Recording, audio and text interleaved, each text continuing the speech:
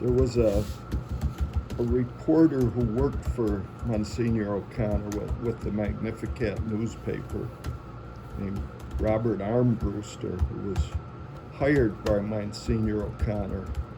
He was questioned at great length by Homicide on March 14th, 1966, one day after the murder. And he was questioned as a suspect and fingerprinted and then released. Had you ever heard of that before, or is there anything in the diocese files that reflects that?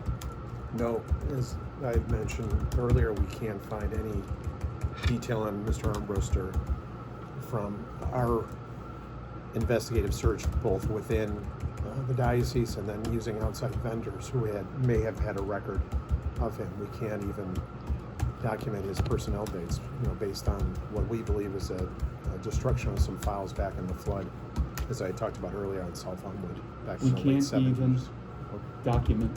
I'm sorry, you can't even document. Yeah, I can't even give you, a start, personnel dates. Right, start date and end date with the diocese, because we can't find any files on him through our sources or through vendor sources. And Joe, as you told me earlier, there was a flood in late 1970s or early 80s. Correct. And there was 8 feet of water in the basement where some records were stored. Correct. And to your best knowledge, any record that has to do with Mr. Armbruster was destroyed. It probably was destroyed in that flood, because we have no physical record of no personnel files from that time. Is it possible that other records relating to this homicide investigation, including some of the things I've been asking you about, might have also been destroyed in this flood? I couldn't comment on that, because You wouldn't know one way or the other. I wouldn't know, the contents of those files. So it's possible that they were, and it's possible that they weren't. Certainly, that's fair to say.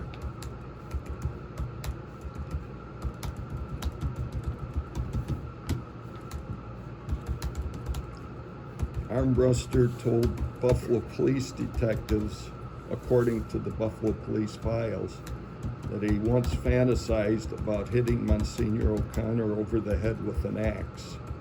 Is there anything in your files to reflect that? Absolutely not.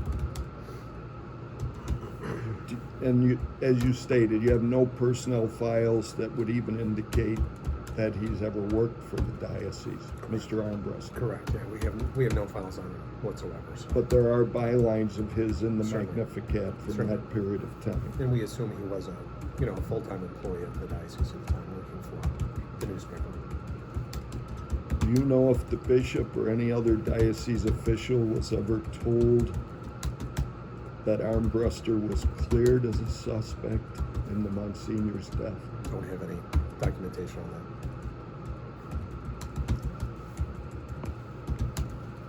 Do you know if the bishop or any other official of the diocese tried to keep it a secret from the public that a worker at the Magnificat had been questioned about this murder? You can't comment on that, because of lack of documentation, obviously, the time period involved. Do you know if the diocese conducted its own investigation into Mr. Armbruster? No, I don't have any record of that. Can I just go back